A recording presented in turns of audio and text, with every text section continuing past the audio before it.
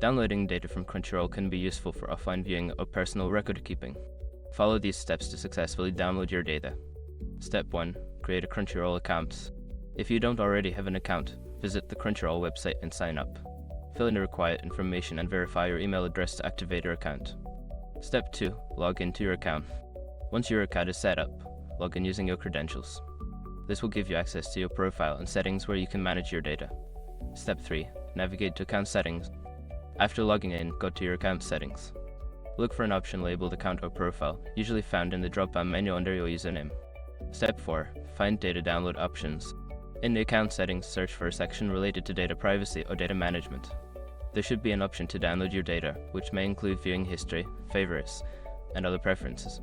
Step 5. Request data download. Click on the option to request your data download. Follow the prompts to confirm your request. You may receive an email notification once your data is ready for download.